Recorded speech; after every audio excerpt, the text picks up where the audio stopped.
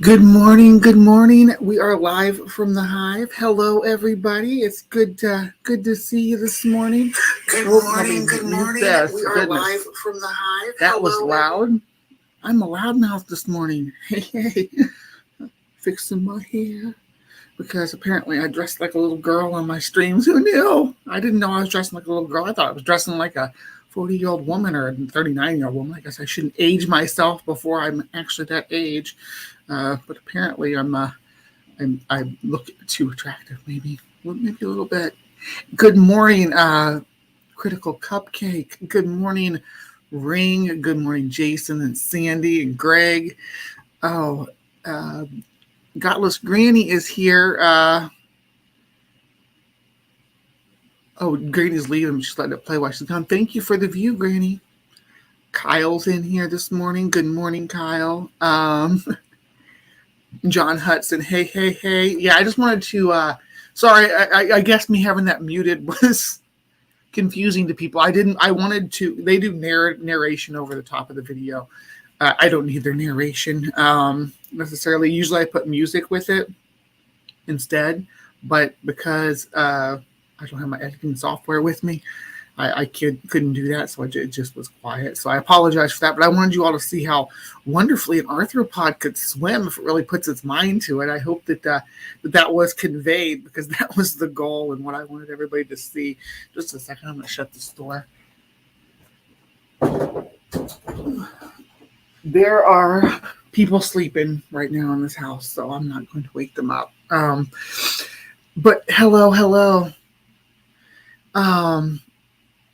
Yes, I am very. I have gotten very pretty over the last year, and you know what's funny about that is this is not my medical transition. None of this is done with medications or with hormone treatments or anything like that. I'm getting really good at makeup.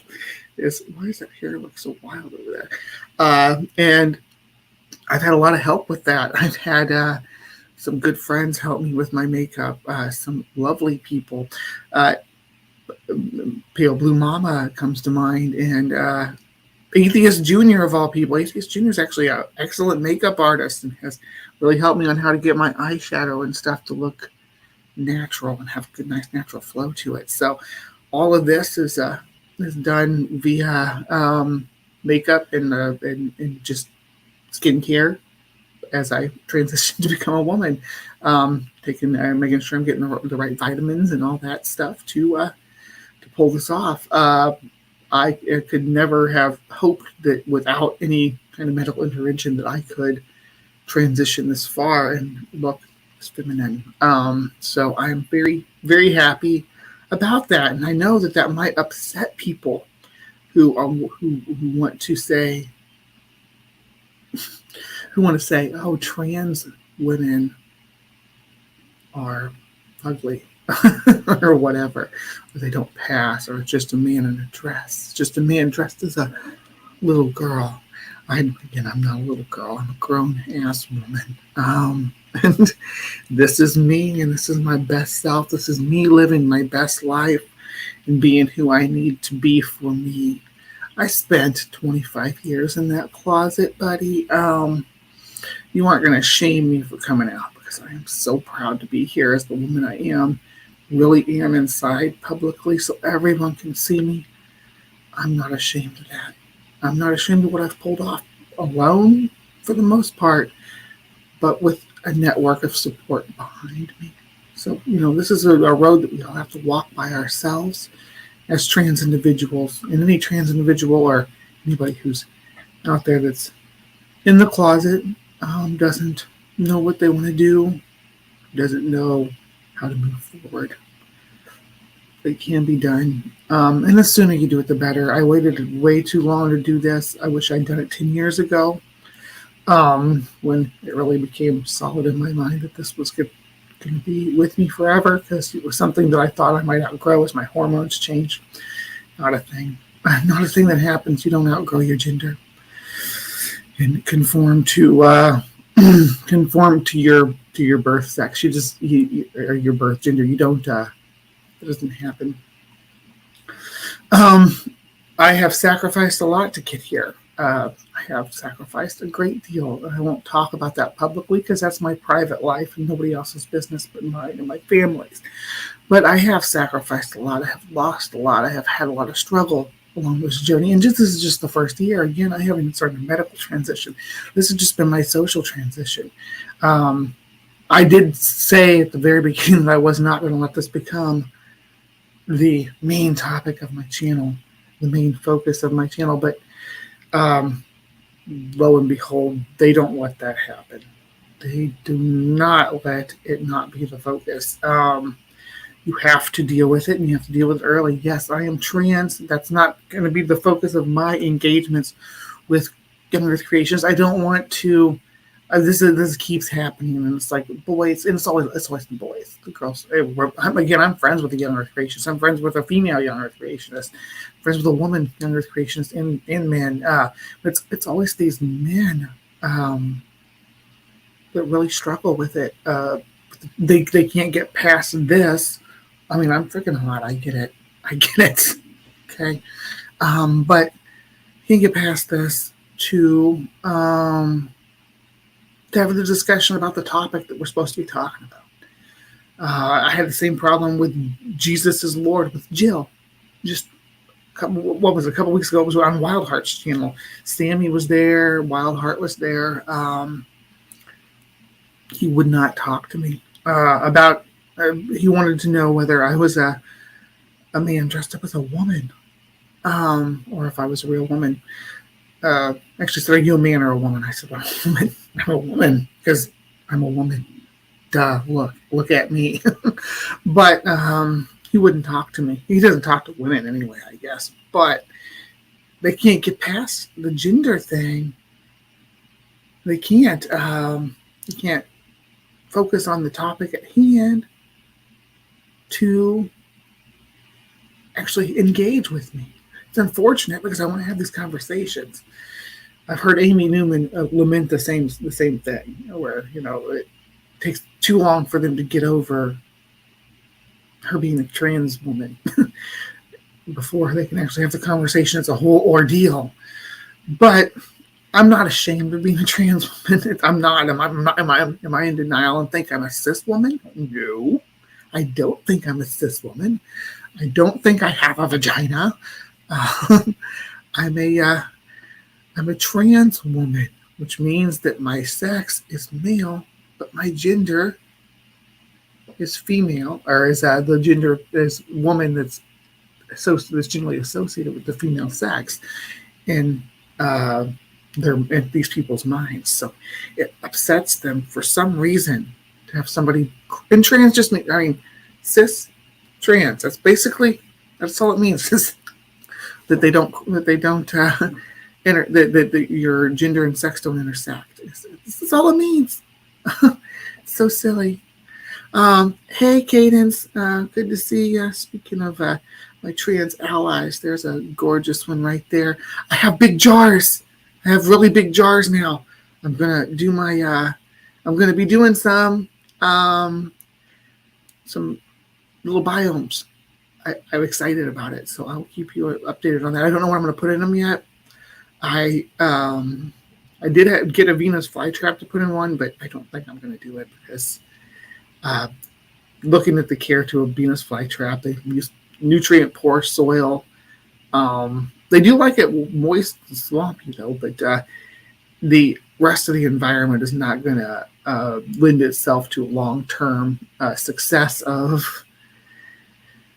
a biome jar. So I probably will not be using the Venus flytrap. I was thinking about maybe some nerve plants because they're really sensitive to moisture, but if it's self-contained, the moisture level is going to be consistent the whole time. So we'll see if that works. I'll have to look more into it. Hey, Maya. Thank you. I spend my time on my makeup and try to make myself look pretty. So thank you. I have new appreciation for womanhood in general and how long it takes to go from poofy face crawl out of bed to with the bed head and everything to look present what is what do you call it in the trans community? We call it passing. So to make myself look like I can pass. You adopted some hissing cockroaches, and we are team building a little ecosystem. Oh my gosh, I love hissing cockroaches. I only have one of mine left. I had a little colony of them, but I took the heat off of them when I was going to be away for a while for a couple of weeks. I didn't want any population explosion. So hold on just a second. My camera's getting blurry. There we go. Okay, I didn't want to have a population boom while I was away, so I took the heat off of them. But yeah, there's not much left in there. I'll need to get some new ones. So if you get some bread, Jason, maybe you can just send me some. That would be cool. All right, so it is 9:45, and like I was just saying, my channel is not meant to be a trans issue channel for the most part. I will talk about it when I need to, but my channel is mostly about the fun stuff I like to do, and one of the funnest things I like to do is called CryptoCorner. And boy, do I have a doozy for you this morning. This is going to be a bizarre journey. Perhaps one of the most bizarre journeys that I've been on this show so far. And when we get there, when we reach our destination, Dolly 2, the lost city of Dolly 2, we are going to we're going to understand so much more about the world we live in, about the times that we live in. So before I get too far into it, let me give you a timeline of how I discovered this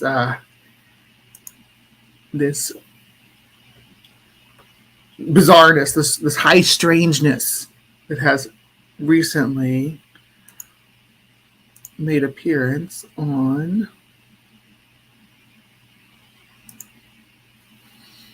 which one are we after? No. Let me do a tab at a time. There we go. Okay, so no doubt you all recognize, if you're a frequent visitor of the channel, that Unexplained Mysteries is one that I've watched before and used to garner some topics to talk about for the show. I'm going to speed this up though, because we're not going to spend a lot of time here. This was just kind of the diving platform to go into this rabbit hole. Archaeologists have estimated there's around 100 uncontacted tribes left in the wild, with most of these being hidden in the dense jungles of Guinea and the Amazon. Although it's hard to believe that uncontacted tribes, every year researchers are discovering hidden civilizations that have been lost to time. Incredibly, new equipment is giving us the opportunity to look past things like the dense jungles, which up until now have stopped us from exploring certain regions further. In fact, just recently scientists discovered pyramids in the Amazon rainforest, which revealed to researchers that we still have a lot to learn. A few days ago, some interesting photographs made their way online, allegedly showing explorer finding a lost civilization. No, Randy, I didn't get taller since you left. I'm sitting up on my knees. Echoey. Okay, let me see.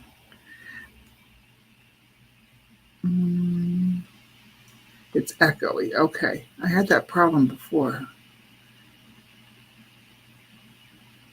I guess the nature of having it run through the same.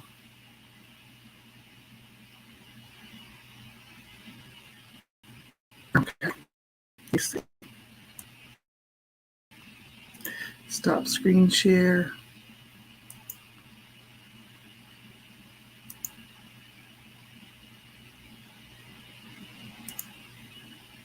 Now I'm going to deselect the share tab audio and see if that helps.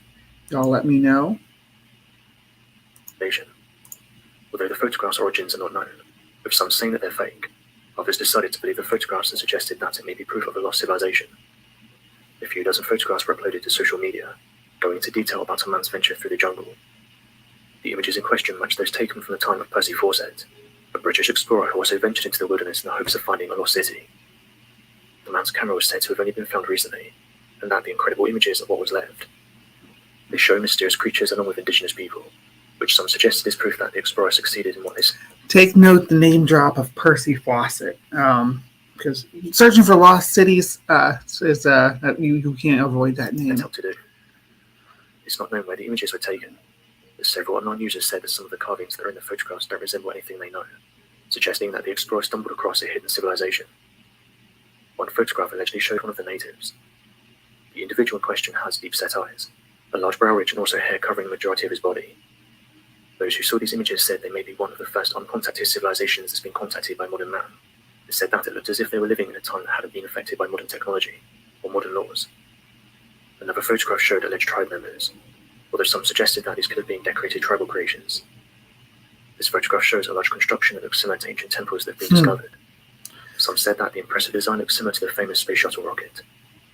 This photograph showed a mysterious creature, although many couldn't agree on what it was, with some suggesting that it was an undiscovered species, while others said it appeared to have been created using modern tree sticks. Not much is known about the photographs or who took them, which many users were disappointed by, and it's hard to find the origins of the photographs. Doing a reverse image search doesn't bring anything up. Although these photographs are interesting and show what appears to be a civilization. Doesn't bring anything up for you, honey, but we're in HiveScience today, and we're in CryptoCorner, and we're going to find the truth. That's what we do here. We sleuth this. Other users suggested that they were created using an AI program. Oftentimes scientists hold a sentiment that the human race is the only species on our planet that has heightened intelligence capable of building civilizations and making tools available for complex tasks, regarding the human race as the apex predator of the planet. Oddly enough, there appears to be consistent reports made from countries around the world concerning undiscovered hidden creatures. Right. That's the full part of it that's about what we're talking about here. Now, reverse image searching, he's not wrong. That was not the yield that you hoped it would be. But it did bring me to some TikToks. This is all happening within the last 48 hours. All this stuff has just come out in the last 48 hours or so. Hey, my Doom Bunny. Good to see you, Natasha. I'm glad you made it in this morning. Anyway, so then we had, that brought me to this this TikTok channel, which 3 days ago, Squatch Watch. I think I've been to Squatch Watch before. So we got a name here, and it's not Fawcett. It's Alfred Isaac Middleton. And we have some more information with this TikTok that's going to lead us down further into this rabbit hole. These are recently found photos of British explorer Alfred Isaac Middleton. In 1901, Middleton and his team vanished during a Sumatran expedition. So this is not the Amazon. This is in Sumatra. This is Southeast Asia. Expedition to uncover the fabled lost city of Dali 2. These are his last photos taken from the 18th century. So Dali 2, we got a name, we got a hashtag. We got a city. It's not the lost city of Z. That was Percy Fawcett. That's kind of was the MO with Percy Fawcett. He went missing in the South American rainforest between Bolivia and Brazil.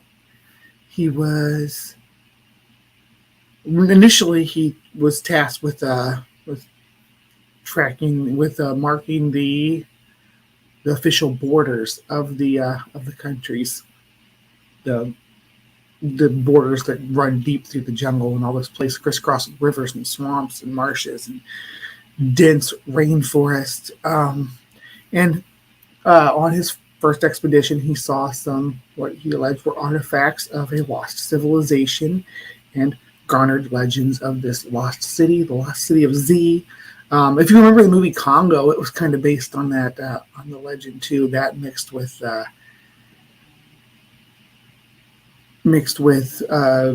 some things about like King Solomon and stuff. But it was, and that's funny too, because then they moved the story to Africa. But initially, Fawcett was in South America, and there's been a movie that just came out not too long ago with Daniel Radcliffe and who else is in it? The dude from Sons of Anarchy. Anyway, but it talks about the life and times of this guy.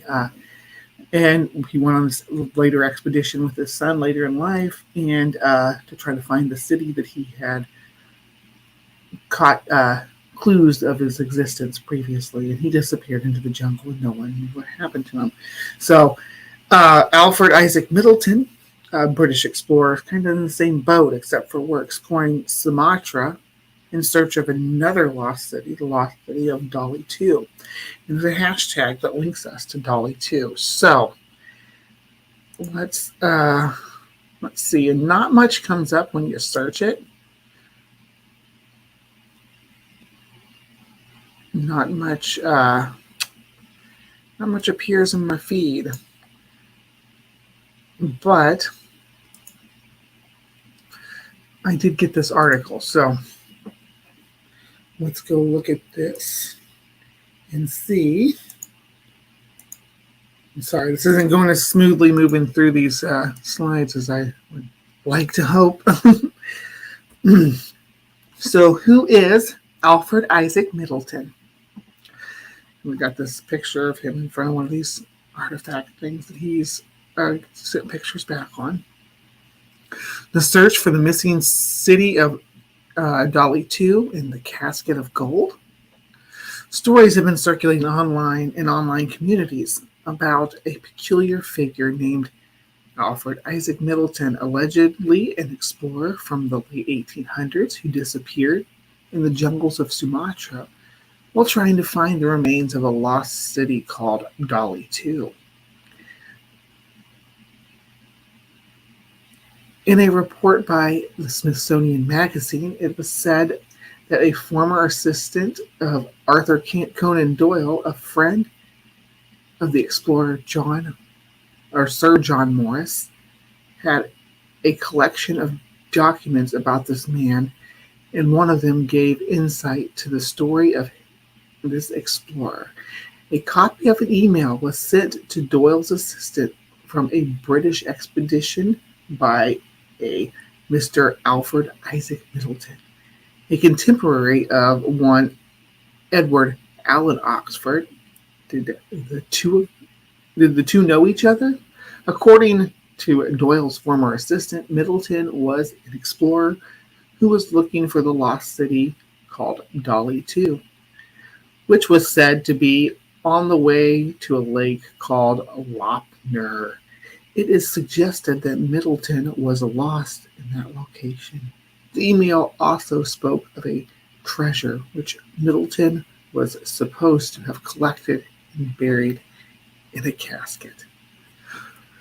According to the lost casket of Dolly 2, in search for one of the world's greatest lost treasures, a mission supposedly found a city in the jungle named Dolly 2. According to Middleton, there was a map that had a golden city that went all the way down to a lake, as well as a gold statue of a woman that came from a lost continent called Atlantis. A group of people were sent by Middleton to find the city, and one of the men supposedly found a buried casket filled with gold. The report claims that according to a letter found in the church archives, Middleton was lost in the jungle and taken prisoner by a group of men that wanted the gold in the statue. Middleton apparently died in captivity. So we have some backstory here about our adventurer looking for a lost city. And finding some gold and some riches and artifacts, and getting taken captive and then dying in captivity. So far, everybody on the same page with me? So, a man by the name of John Hargreaves was said to be the second in command on the mission, and he led another team of people into the jungle to recover the treasure. What became of Middleton's expedition is unknown. One theory is that the story is a hoax and Middleton's mission to find Dolly 2 never happened. But another theory says that the expedition was real, but the Middleton went missing and never returned. Okay, so that's our backstory for our adventurer. There is a citation for the Lost Casket, but it leads to this other book. But I don't think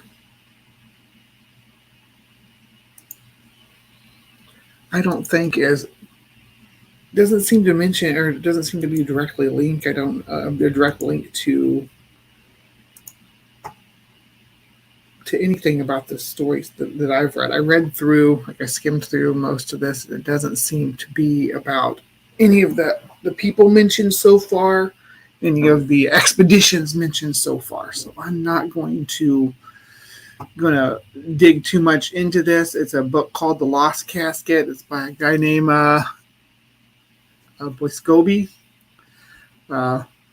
Fortuna du Boiscobi, and and it's not, as far as I can see from looking through it, it's not anything to do with this Dolly 2 city. So we're going to move right on past that. So I have some TikTok stuff, found a website with a alleged backstory for this adventurer. I couldn't find much more on the guy. It's like he doesn't exist. Anyway, we will have to return to that notion. But as I'm wont to do when I'm trying to figure things out, I like to go to Reddit. I know some people are like, oh, Reddit's full of BS. It is full of BS, but you can usually find citations and sources galore on Reddit. People like to talk, and there are sleuths like myself who just spend their free time having fun searching out the truth behind these legends. So I'm not the only one doing it. Reddit's full of people doing it. And sometimes they leave a nice breadcrumb trail to follow. It was not the case for this epic, though. I did find quite a bit of material in Quatria, which I'm not saying that's a good place to find information, but a lot of things came up. They were all posted by the same Redditor, though. Canadian Weed. And Canadian Weed has 17.5k karma. It's not too bad. But we have mostly this person post about like 14 things, lost cities. There's another lost city, the Kalahari. Well, just so making all these claims. There's the pyramids that we just looked at in that last video. So yeah, this person is really into this kind of stuff. So they've really hammered it down about this 1901 photos from Dolly 2. Lost casket of Dolly 2. Got a nice little legend about it. And so I went to the person's, to their page too, to see if maybe there was more to them than that. More to it than that. And I did find what appears to be some art from different expeditions and such. There's more of the city. But I actually finally got to see some stills of these, so that's good. what we're kind of working with here. So let's examine some of these photos, okay? I wish that this wasn't so in the freaking way. Hide your damn ads. There you go. Okay, so this one's kind of peculiar looking. Now, these are not out of the question for architecture. Southeast Asia, not at all. That stuff doesn't look too far-fetched, but this is really bizarre. This right here is mostly this disc section where they've dug out underneath what appears to be a solid piece of rock that has been carved out on the top to be almost like a temple or something along those lines. It's really peculiar looking. There's some people standing down here along the front.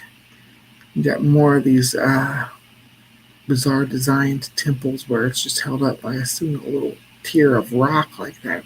It's a little pillar connecting it. That's bizarre. I agree. You got some weird architecture like this. These mushroom rocket ship things. They're pretty weird looking. I mean, there's a couple of pictures of those, it looks like. This one's super bizarre because look at that up there. I mean, this is not unheard of for some place where there's a lot of erosion for the rocks to kind of erode in these bizarre shapes. But to be able to get up there and carve it all out, that would take some mad skills. This one I thought looked like it looks like a crashed UFO or something crashed in the jungle. More bizarre architecture. Revisiting that one. So that is what this is from Daily Mystery right here. So, oh my goodness, I'm not even showing the pictures. What a dingus! I apologize.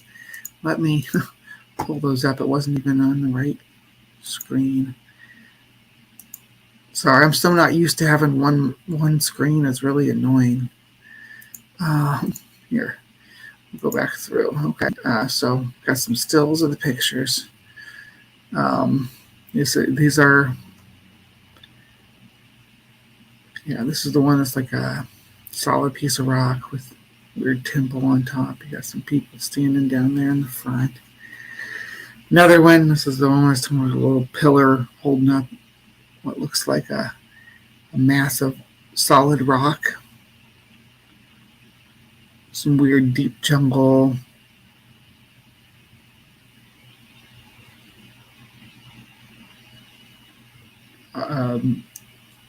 Just ruins, I guess you'd call them. These are like mushroom rocket ship things that I was talking about. Look at those. They're so bizarre looking. And all this is given the impression that it's carved out of the natural rock.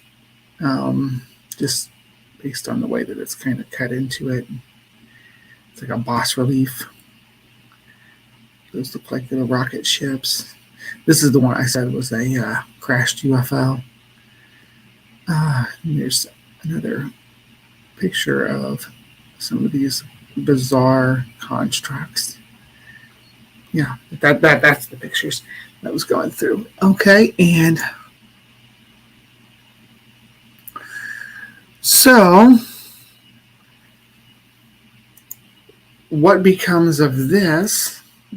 Let me see. I had it pulled up. I guess I closed it, so it's okay. I'll pop it right back up right now.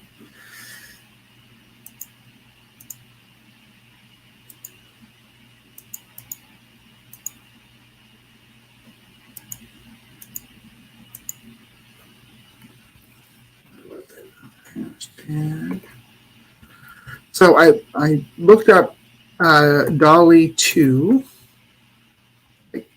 everywhere. Everywhere, and I was not able to pin it down. And then I was addressed to or sent to this It's AI. These were images and and a story created by an AI. I'm trying to find the name of it so y'all can go out and see it. I had a link to it pulled up, but I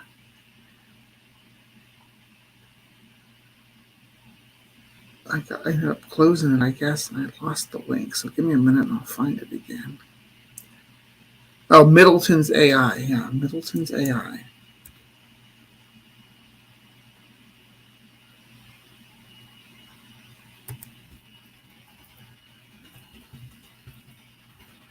There we go.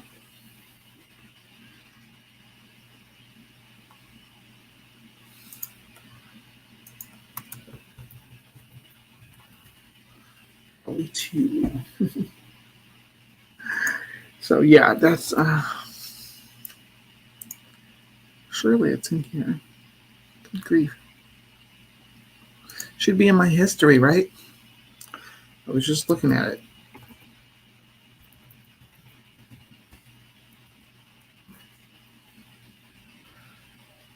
Mm-hmm.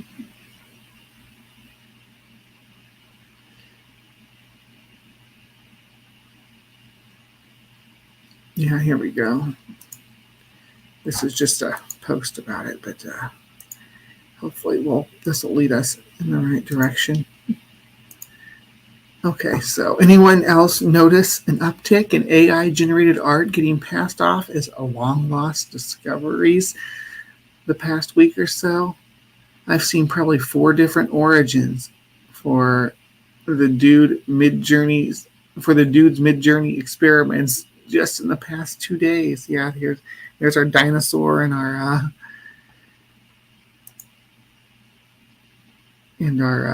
Lost Tribe member. All this is generated by AI. And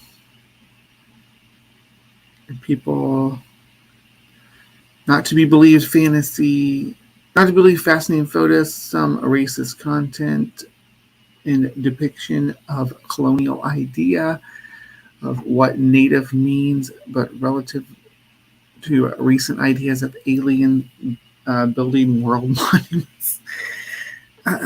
Yeah, just a heads up for everyone as we enter the age of text-to-image AI, watertight, high-quality referencing has never been so important. Brace yourself for the next level of pseudo-archaeology. Look at these things. And people are going to believe these. People are going to believe that these are things that actually exist out there. And that's why I'm doing the Today Show. That's why I know everybody is wants to see things that are alleged to be real, not stuff that's been debunked or whatever. But I think that we need to shed some light on this stuff because it's going to be coming out more and more. Images like our native there with the thick brow ridge and the hairy face and all that stuff. That's where you're going to see things like that moving forward with this. The AI can now take what you type in and try to generate a picture of it.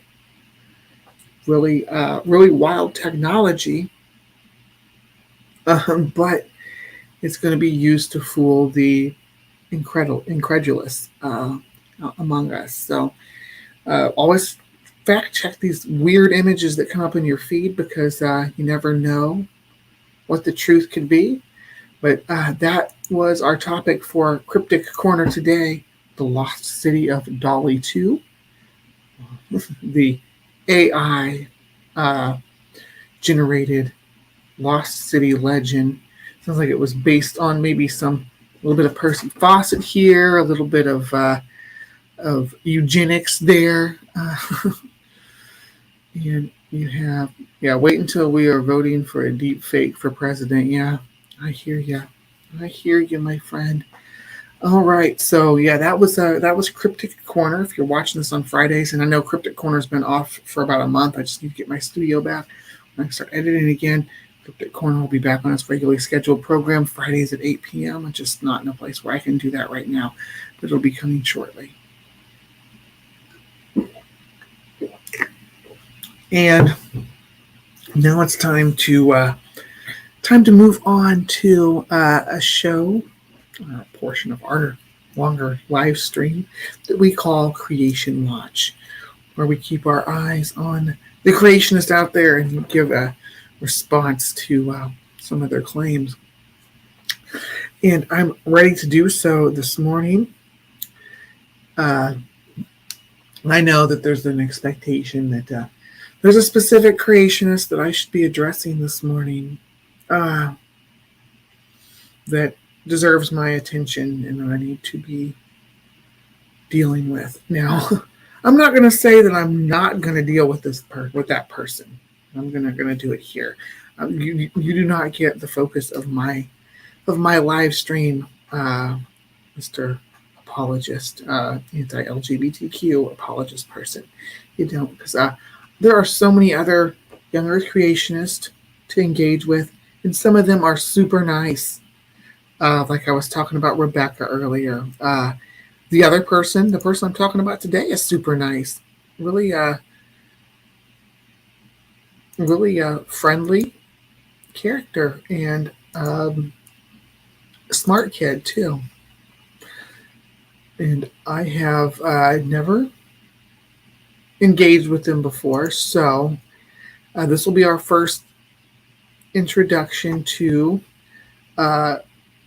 Guzman. Guzman is a young individual who is a young Earth creationist, but really smart, really knows phylogeny stuff pretty well, enough that I think that we can have a fun conversation, me and him. He is friends with like Standing for Truth and stuff last I knew, so I don't know if he would engage with me. That camp has pretty much been avoiding me since I switched over from Brainbug to Bumblebee and HiveScience. So, but we'll see. We'll see if that's something that can happen. But let's see what he has to say. Just a little intro here. The dinosaurs. Jonathan Guzman. Okay. And this is a pretty short video. Hi, I'm Jonathan Guzman. I'm from the YouTube channel Guzman1611, and here we're going to answer the question, why are birds and dinosaurs so similar if they're not related? I'm a creationist, I'm a young Earth creationist, and I believe that dinosaurs and birds are very... Okay, hold on. We have a question from the audience, and I got to keep remembering that not everybody's is deep into this stuff as I am. Killed by Bigfoot asks, what is a creationist? I think we were created by aliens. Am I a creationist? No, you would be was it Panthasilist or whatever? But a creationist is a young Earth creationist, which is what Guzman is someone who believes the Earth was created in 6,000 to 10,000 years ago, and falls in the reality falls in line with the creation event as presented in the Book of Genesis. For the most part, I imagine there's young Earth creationists who adhere to other theologies or mythologies as well, but for the most part, they adhere to Genesis and think that man lived with dinosaurs and that all species are created kinds. But we're going to give Guzman a chance to make a case here. distinct discontinuity between the two groups. That God created birds on day 5. Is it echoing again? Probably most dinosaurs on day 6. This is how I would generalize things within creation. This is not. I'm going to end up making a video one of these days showing why this is kind of a bad overall generalization. So why are birds and dinosaurs so similar? Before I answer that question, I want you to keep this in mind. God created different organisms, right? God created different things throughout. Right, and I think that what we're going to run into here in this conversation is we're going to have problems defining whether is dinosaur a kind and bird is a kind, or are there kinds of birds? If there's kinds of birds, are kinds nested within kinds? I hope that we get some explanation. About days 5 through 6, right? God created different organisms and different life forms. Each life form is obviously going to be more similar to another life form than from another, right? For example, we are more similar to dogs than we are to fish, right? I think anybody could. Let me actually, Dr. Matthew McLean wrote. Let me see if I can do anything for the audio, if there's bad audio.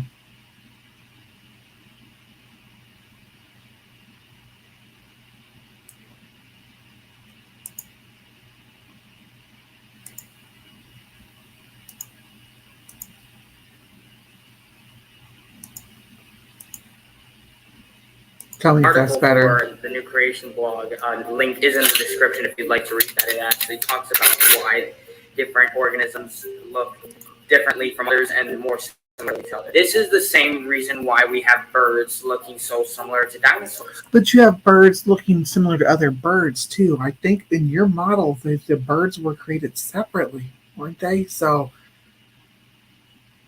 one kind of bird, like, let's talk about the birds in the Bible. Let's talk about the ones mentioned in Genesis. Let's talk about the dove and the crow. So the dove and the crow have a lot of what as a evolutionist, what we call synapomorphies, where they have physical characteristics that they share in common because they have a common ancestor. But in the biblical model, they don't. The dove and the crow don't have a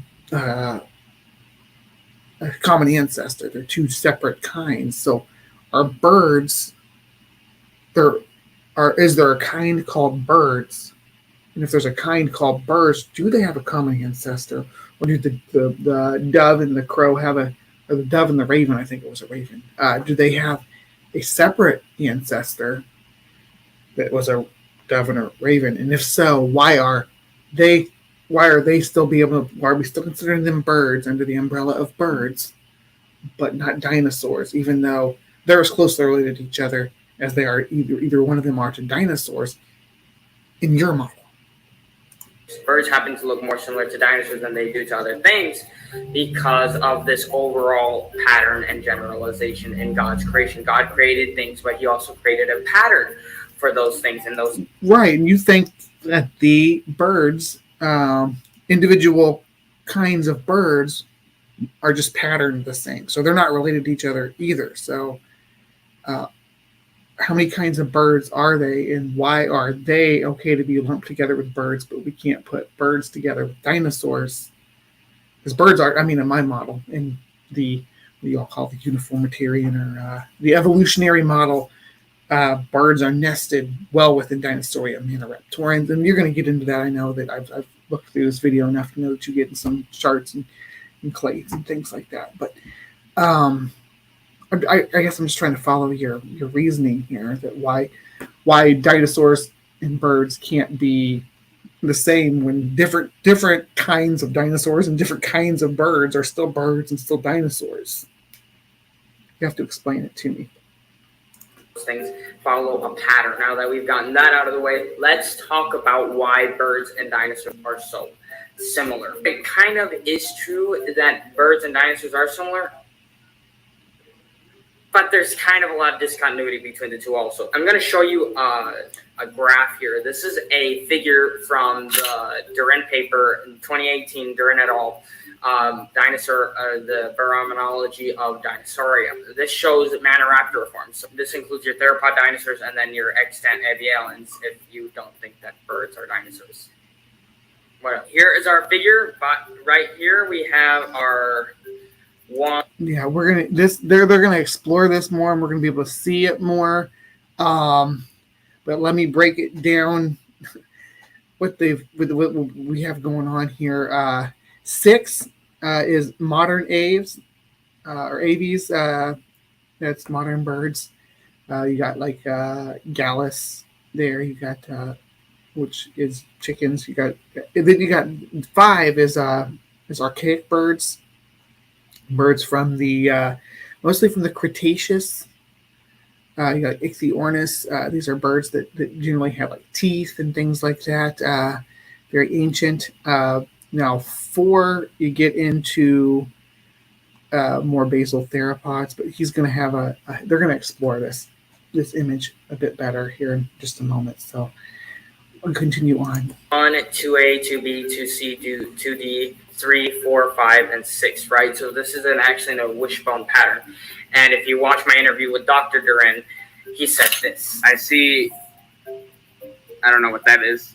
Garudimimus. Okay, we have Shuvia here. Mimus, that Shuvia. Ornitholestes, Raptor, T-Rexes, T-Rex is in here. Okay, so we have one.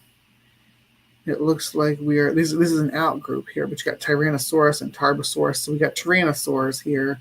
You got Gorgosaurus in there, Allosaurus. They're these little out groups, right?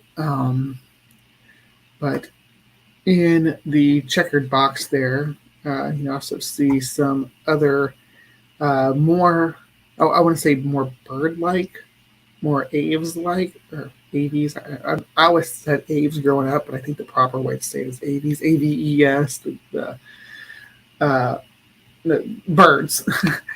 Anyway, modern birds and their allies, neo-aves, or neo-aves, and paleo-aves. But you don't see that distinction drawn on here. But let's see what they say. Okay. Yeah, so there's an out group. There's a little out group sign right there. Right. So you're in an out group, right? Okay. And so I see Caudipteryx, Cetipati, Confuciusornis. I still don't know how to pronounce that. I should. Okay. Okay, so here we have my favorite group. Okay, Microraptor, Velociraptor, Microraptors. All right, and these are we're in the Maniraptorans. We're in the Dromaeosaurs here. These are the Dromaeosaurs. They really kind of came into fame with Jurassic Park. They're the ones with the sickle claws. They're not just Velociraptors, which Velociraptors, by the way, not 6 foot tall, not 12 feet long, not 500 pounds. They were small, about the size of probably like a little bit like somewhere between a wolf and a coyote, between those sizes. I'm sure that there was some variety across the range and habitats that they lived in. But yeah, so these are the Dromaeosaurs that we're looking at down here. They went down a distinct divergent path from the rest of the Maniraptorians to fill this niche that we find in the fossil records. So they were generally meso to apex predators, and the sickle claw was the distinct characteristic. Deinonychus is kind of the Deinonychus was the poster child for Dromaeosaurs until Jurassic Park came around. But yeah, so they have a distinct build and morphology that does set them apart from the rest of the Maniraptorians. That's why we separate Dromaeosaurs, and they're nested in their own group within Maniraptorians. Okay, yeah. Right. And then up here we have, I don't know what this is, Yanornis. No, these are the archaic birds. The ones that I was mentioning with teeth. Ichthyornis is actually one of my favorite birds. But Euseaornis and Yanornis are also listed there, all ancient birds.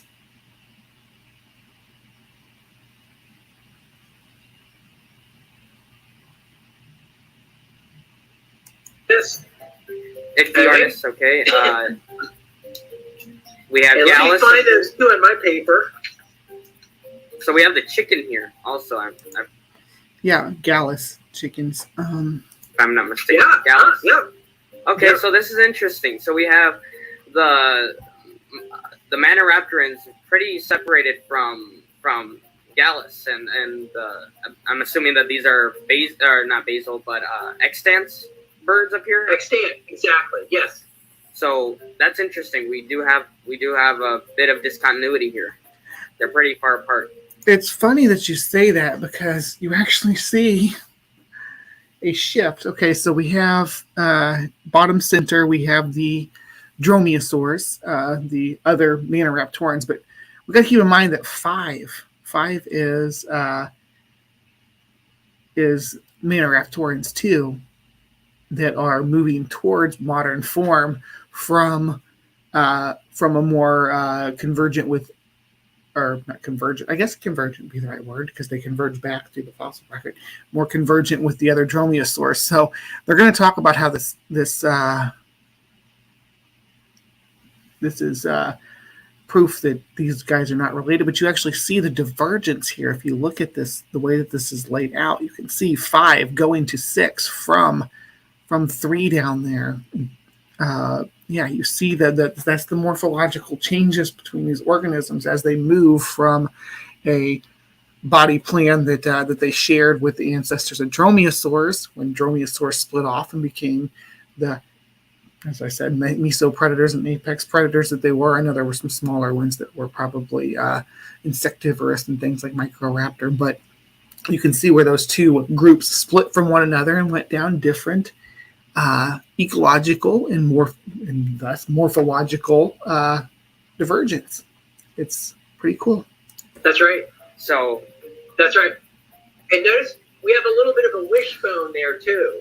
Oh, hold on. I want to answer Maynard Safe's questions. What did Megalodon and the other sea creatures eat before the fall of man? If there was no death after Eve ate the fruit, how did animals know they could eat meat? They were just suddenly hungry for meat. Why didn't all the animals turn into predators is my thing. How did God decide, yeah, these ones with the sharp teeth are going to turn into predators, or did they not have sharp teeth? And if so, why don't we find lions and Tyrannosaurus with teeth for chewing melons? All right, continuing. Interesting about this diagram. So as you're looking at some of the spaces, right? But there's something else that's really interesting here. We have those little groups, right? Mhm. And notice I have those numbers on there. okay. Those numbers are the order that these groups appear in the fossil record. Huh. Okay. Now, if I expected those to have one common ancestor that evolved in sequence, Mhm. what would you expect for the numbers? I would expect them to be in this order that it would look like it would be a transition from one organism to another. Right. 1, 2, 3, Right. 4, 5, 6, right? Right. What do you see? I see chaos. Well, I don't know if I'd call it chaos. So we can start at 1, and you have the group that is. Oh, I thought that what's 2A was actually 3, but okay. So you have group 1, and you have it splitting off, and it looks like 4 different directions. So it splits off to take on morphological characteristics to fill different niches. You have 2A, which is, of course, the dromaeosaurs are raptors. 2B, which looks 2B and 2C looks like we're talking more, I'm going to say ratite-like organisms that kind of cut across there. I know that they had some galliforms and stuff like that. 2D and 3 kind of go off into this direction.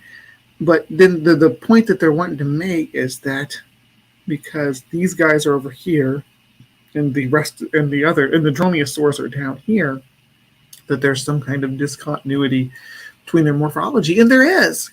Modern birds are not built like dromaeosaurs. They are built like Maniraptorans. They do have Maniraptoran characteristics, but modern birds and ancient birds, the archaic, like paleo, paleomaths, R and Aves, paleoaves, the ancient birds with teeth, yeah.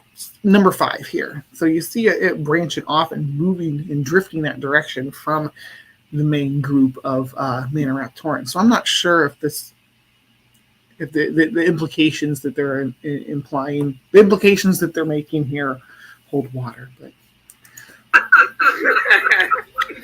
Don't insult my work like that. No, I'm just kidding. Well, I meant we said this. But anyway, So you see some chaos here, right? And it actually comes out it's very curious. It comes out in a wishbone pattern. For number 6, you have extant birds. Some of your extant birds, you have Gallus in here. That's your modern chicken, etc. You have your outgroup, which includes Daspletosaurus, Tarbosaurus, and Raptor, Allosaurus, and Dialong. They're all kind of grouping together because they're very... And they're not Maniraptorans. We need to make sure that that's the focus. These are just outgroups of other theropods who share synapomorphies with the other organisms on this chart. Distant from these other groups. Etc. You also have your you have your Sinornithoides, you have your Caudipteryx, Pseudopati, you have Conchoraptor, you have Confuciusornis, Archaeopteryx, Anchiornis, Jeholornis. Okay, so yeah, this section you get, so we get an ancient bird kind of body plan here with things like Archaeopteryx, right? Archaeopteryx. Then we see from 2C that branches off up to 5 right here, up to the left, and then it branches off down here towards, like straight down is where the dromaeosaurs are. So I don't understand why the claim is that it's all over the place. It seems to be that there is some backtracking and some specialization in anatomy that causes divides and breaks in continuity of certain features, but for the most part, this seems to flow. Sagiornis, more bird-like dinosaurs, right? You have your, let's look here, you have your Confuciusornis, right? You have your Archaeopteryx. They're grouping kind of distantly from modern birds. They're actually, if you look here, just eyeballing it, it looks like they're actually grouping more closely to the outgroup than they are to modern birds. Right, because they were still filling a role that was similar to the roles filled by smaller members of these other outgroups. It's not surprising. Birds. So is the question, why are birds so similar to dinosaurs, really still valid? The answer is yes, because even though these why are you saying that birds? That I think that if we talked, that you would acknowledge that there are different kinds of birds, that there would have been different kinds of birds at your creation event. I don't think that you believe that in the beginning that God created a creature that was just bird and it diverged into all these different groups. Because I think that the time between creation and the Milwaukee flood, right? That there was not time for penguins and eagles and our dove and raven that were on Noah's Ark to diverge. So we're going to accept that in the beginning there were different kinds of birds. So is birds not a kind? Is birds a overarching group of a similar designed organism created by your God? And if so, why are dinosaurs who follow that pattern not being classed in that group as well? I don't think that your baraminology holds that birds are a single kind. But I would love to get your response to that, Guzman. And again, I would look forward to engaging with you. This is fun stuff. Group separately and distinctly in baraminological analyses. The question. Let's see. Which is fulfilled? Creationist predictions, by the way. Creationists would expect deep discontinuity between modern aves and non-avian theropods. The fact that what we find affirms this idea. So is the idea that non-avian theropods are a kind and that birds are a kind, or are there kinds of aves and kinds of theropods? And if so, why are these the ones that we call birds based on their synapomorphies? Well, I call them synapomorphies. I guess you would call them analogous features. That why are they saying that they have these features? So they're birds, but the dinosaurs have these features. They are not birds. I don't understand. It still remains. Why are they so similar morphologically? Why do some dinosaurs look like birds, and why do some birds look like dinosaurs? And why do dinosaurs have the same traits as birds, some of the same traits as birds, and why do all birds share the defining traits that dinosaurs have? And here's what I think, okay? And I propose this. I say propose as if it's some scientific hypothesis. But I said in my original presentation that I gave at the Revival Studios, I said that why are dinosaurs so similar? I said this quote: God created different things to fulfill a different purpose, and God may reuse a design present in one animal for another animal for the sake of that animal's survival. So we haven't figured out whether bird is a kind or whether there are kinds of birds, or whether dinosaurs are a kind, or if there's kinds of dinosaurs. This is really going to be important to the conversation. Also, small dinosaurs could have been faced with a similar ecological niche as Right. quote-unquote basal birds, Okay. causing them to evolve quote-unquote similar features that allowed them to take advantage of that niche. Oh, there definitely was convergent within different groups of Dinosauria on similar body plans, and due to ecological pressures being the same, and them having similar metabolisms, because they're all dinosaurs, that would encourage them to select mates that have certain features that are favorable in that environment. This is known as convergent evolution. And so I said this without knowing any of the literature that was published on this. I had not read a single article in the creationist literature on why this phenomenon is as it is. But I did write this, and I said it's probably convergent evolution, right? But then a paper that I actually cited in that presentation, I had apparently skimmed right over this part, and I didn't realize it until I was preparing for my debate with Jackson Rowe, which is in the description, and I reread this paper. It's by Xu and colleagues on Archaeopteryx like theropod from China and the origin of ABLA. And I think this may support my hypothesis. They say, quote, Jaldinia possesses salient anatomical features also seen in different paravian taxa, further highlighting the phenomenon of widespread homoplasy.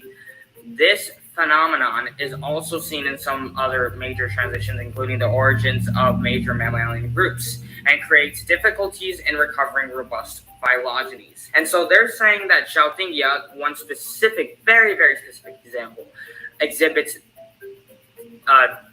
very clear signs of homoplasy, which is traits evolved from convergent evolution. So there can be homoplasy between groups that are still related, just because they have homoplasy. And again, that's because they have the same, they're going to have similar metabolisms and biological responses to ecological pressure. So two groups of animals that don't share a trait ancestrally can develop a trait or similar traits independently based on ecological pressures, because their biology is similar enough that it's going to have the same ecological response to those pressures.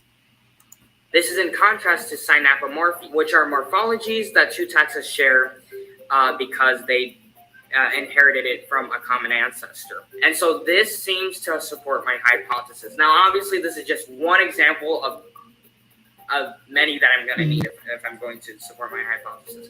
And so that's my answer to why dinosaurs and birds are so similar to each other. And it's because there's a greater pattern in God's creation. They're not really that similar, even though they kind of are. And those that are really similar, like the small theropod dinosaurs that look a lot like birds and have feathers and stuff like that, crazy stuff, they evolved those convergently, if you will. And maybe God created them with feathers and stuff like that. And then they just... So if God created them with feathers and other anatomical features, that would be a bird, and they're different, and they're a kind, and there's different kinds of birds too. So birds is just a group of kinds. Then why can't dinosaurs be under that group of kinds that we call birds? All of these different kinds of birds were created separately, and we still call them all birds. And all these different dinosaurs were created separately, and we still call them dinosaurs. And the birds have the features that would put them into the group with dinosaurs. Why are the birds not in the dinosaur group? I don't understand. If the term dinosaur and birds aren't a distinct kind, if there's different kinds within those groups nested within there, why can't we nest birds in there too? I don't understand that position, Guzman. And maybe you can respond to me, or yeah, we could maybe talk sometime. Evolved into their own ecological niche, and they survived there and further diversified and speciated from there. And so that's my 3 answers to the question, why are dinosaurs so similar to birds? If you like this video, I hope you did. Like it if you think I earned it. Subscribe, share the video, comments, do all that good stuff. Check out my other videos that I have. Check out my interview with Dr. Duren.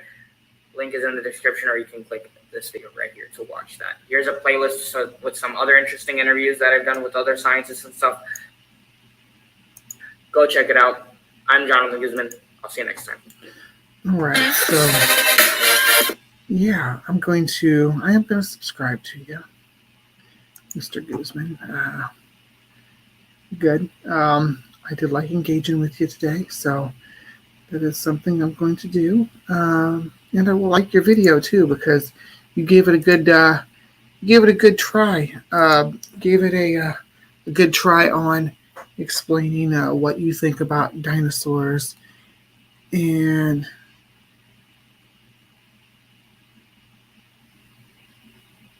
oh, thank you, Maynard. I'm on the big screen. On the big screen. So my thing is I need to know, is dinosaur a kind? Is bird a kind? Are dromaeosaurs a kind? Are raptors a kind? Are chickens a kind? Where are the kinds, so that I know how this is divided up? Are there kinds within kinds, as in chickens within game birds, or within and then those fowl within aves, and then aves within theropoda or maniraptora, and where's the kind at? Which are the kinds? We know that ravens and doves, at least according to the Noah story, were different kinds. They would have been different kinds of animals, because Noah took 2 of each kind, and he took a raven and a dove. Those are different kinds. So if a raven and a dove are different kinds, why are they still both birds? But Microraptor is not its own, is its own kind as well, assumingly dromaeosaur. But anyway, it's not nested in with birds. But birds aren't a kind. Birds are a group of different kinds that are similar to each other. And even though maniraptorids, like our Velociraptor, Microraptor, and Deinonychus, are bird-like enough that they have similar features that, there's some variety between. I mean, look at the difference between a penguin and an ostrich, and those are just 2 flightless groups. So variety within a kind, I don't know. You're gonna have to explain it to me, Guzman. I'm interested in having a conversation, but you have to bring me up to speed. I do appreciate. Seems like a nice kid, a nice individual, and yeah, it's nice to deal with friendly creationists from time to time. Okay, so that was Creation Watch. That was Jonathan Guzman. The first time we've covered him on this channel. He brought some science, which is nice, and it's a nice change. From most of what we deal with on Creation Watch is nonsense. So thank you, Jonathan. And we'll probably be revisiting you, because you're a nice individual. Actually, I was going to, I originally started to engage with some of Peter's from Paleologos' stuff, and was looking for something of his to cover, because I was like hungry for a friendly creationist, because of what I've been dealing with this week with unfriendly creationists. So I appreciate people like Peter and Guzman and Rebecca, and as far Alpha Centauri, all these other. I'm not saying Alpha Centauri is not against creations, I know, but he is a theist, but a Christian theist. So that's what I mean. So having good ones that aren't going to be nasty to me to engage with is something I need to continue working on my channel and helping spread the word about evolution and science. All right, so the next thing that we're going to talk about, this will probably be a short section, is something that was on my cutting room floor for, well, since since last spring. I just kept putting it off because I want, not that I didn't want to cover it, just that I was covering, I had this and that, but I have talked about this before. I talked about it on the Perspective, one of our ancient alien calls, I think it was, talking about talking about the time slips or whatever, and I was mentioning other methods of dating and mapping how things kind of went down. And one of the things I mentioned was using bookworms to designate where and when a book was published and where it's been stored and things like that. We can trace that by looking at the bookworms. So here we go. Absence can speak volumes. The lack of sediment in a flat piece of ground, a track, can testify to the footsteps of a dinosaur that once walked on it. The lack of minerals in a solid shell, a hole, can reveal the presence of a parasite that was once trapped in it. The world's museums are full of such trace fossils. But so many of the world's art galleries. So are many of the world's art galleries. The image above is taken from a woodcut currently residing in Amsterdam Rijksmuseum. I guess is how you say that. It was made by etching a pattern onto a block of wood so that the remaining raised edge could be dipped in ink and used to print an image. These woodcuts were the main way of illustrating European books during the 15th and 19th century, and were used for at least 7 million different titles. But as you can see, the print is littered with tiny white holes. These are called wormholes, and inaccurately so. They're actually the work of beetles. Yeah, bookworms are beetle larvae, to be clear. The adults laid their eggs in crevices within the trunks of trees. The grubs slowly bored their way through the wood, eventually transformed into adults, and burrowed their way out of their shelter. The artists who transformed the tree trunks into printing blocks also inherited the exit holes of the adult beetles, which left small circles of empty whiteness when pressed onto the pages. See the little holes in there? Those are where the little beetles emerged from the wood blocks.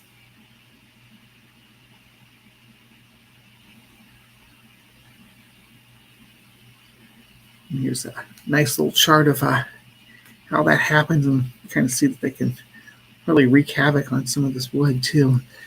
The beetles only emerged a year or so after the blocks were carved. The holes they left must have been frustrating, but remaking them would have been expensive. So the blocks were kept and reused despite these defects, unless the beetles had really gone to town. The holes they left behind preserve a record of wood-boring beetles across 4 centuries of European literature. These holes are trace fossils. They're evidence of beetle behavior that's been printed into old pages, just as dinosaur tracks were printed into the earth. Now, Blair Hedges from Pennsylvania State University, has used these fossils to study the history of beetles that made them.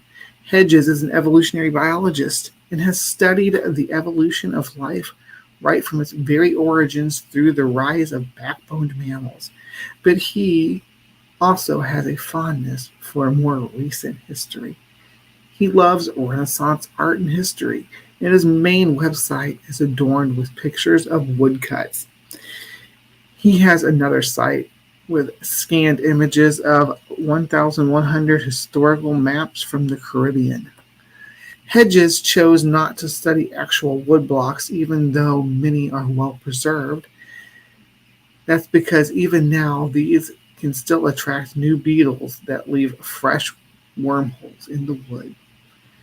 There's no way of telling how old a particular hole is. Instead, Hedges looks at the prints in actual books, since the books bear their dates and places of publication. Hedges could also trace the provenance of each hole to a specific year and country. He studied more than 3,200 such holes made between 1462 and 1899. Those from Northern Europe, including England, Germany, the Netherlands, and Scandinavia, were round and just 1.4 millimeters wide on average. Those from Southern Europe, including Spain, Portugal, Italy, and most of France, were large, with an average diameter of 2.3 millimeters. So we're seeing some geographic difference between where the different beetle groups came from and where they were thriving at. And we'll see how that changes over time. The southern holes also included many long tracks that were made when the beetle, rather than burrowing straight out, exited from the wood in diagonal paths that followed the grain. These two holes were made by a separate species of beetle, and through a process of elimination, Hedges identified the culprits: the common furniture beetle, Enobium punctatum in northern Europe, and the Mediterranean furniture beetle, Oligomerus tilinoides, in southern Europe. Only these species make holes of the appropriate size, attack the same type of wood used to make the woodcuts, and were found on the right continent. Until Hedges came along, we had no idea how either species was spread historically, but the woodcuts reveal that they were separated by an invisible line which kept the common furniture beetle to the north and the Mediterranean one to the south. For 4 centuries, where one beetle was found, the other was not.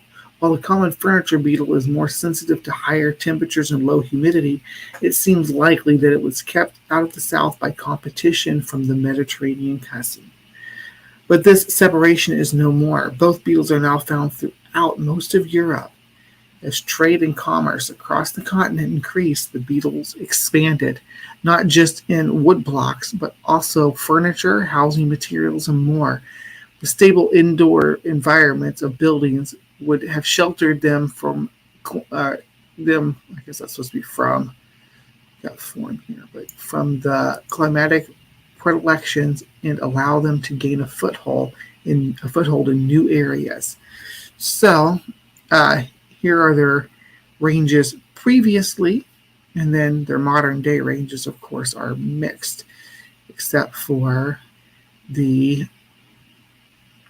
very northern reaches of the environment. It looks like they lack the Mediterranean furniture beetle, but other than that, they are pretty widespread as well. Hedges thinks that other woodcuts can tell us about the histories of beetles from other parts of the world too. There are other regions around the world that have a long history of woodcut use, including in Japan, in China, and in the Americas. He says Benjamin Franklin had his own printing house in Philadelphia and made some famous woodcut prints, such as Join or Die. Different species of wood-borne insects have made their mark on those woodcuts as well, and discovering their history in the same way is now possible. So really cool stuff about understanding the history and evolution of these woodcut beetles, these furniture beetles that left their mark on history, that left a modern fossil, a modern trace fossil for us to understand how they diverged and why, where they lived, and how that's changed over time. Super interesting stuff. I love looking into bugs. You guys know that. And I enjoy sharing this stuff when I find it with you guys. So I appreciate everybody for popping in to watch Live from the Hive today, to recap on what we've done. In Cryptic Corner, we had The Lost City of Dolly 2, which was a AI fabrication. We had, in Creation Watch, we had the enigmatic Jonathan Guzman, who wanted to talk about dinosaurs and birds, and that was a fun topic. And then, of course, we wrap things up today with the wormholes in old books and bookshelves and furniture, and how they can tell us where and when different species of furniture beetles lived, and how the climate, and that, it didn't really go into that too much, but yes, climate does come into play, and we can look at that and see some climatic shifts as well. So that is what we covered for Life from the Hive today. I will. I know that there's been back and forth about this, but I am going to formulate a response to Matt Powell. I am going to do that, but it's not going to be on Live from the Hive, because Live from the Hive is not for me to address children, because this is a show for adults. I'm an adult. My audience is adults. That's who I'm going to address.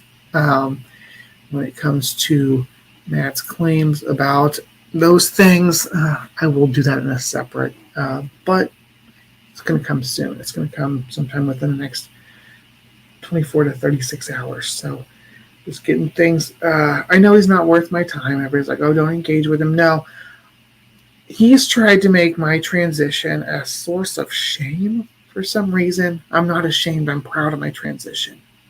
I'm proud of what I've done.